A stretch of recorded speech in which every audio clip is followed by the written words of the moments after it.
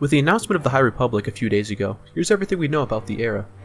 If you didn't know, the High Republic is to take place nearly 230 years before the Battle of Yavin, where the Jedi Order is at their prime.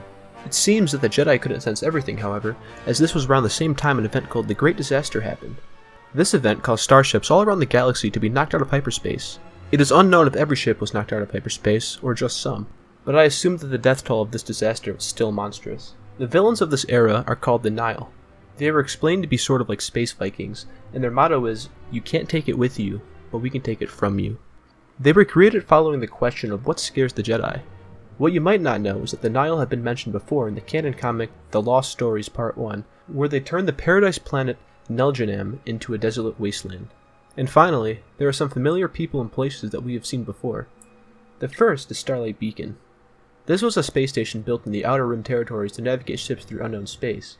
During the Age of Rebellion, it was used as inspiration for Operation Starlight, a plan to help the Rebel fleet reassemble after the Battle of Hoth. It is currently unknown what happened to the space station. The other familiar face is that of Avar Kriss. Kriss is a major character in the upcoming book, The Light of the Jedi. But what if I told you she already showed up once in canon?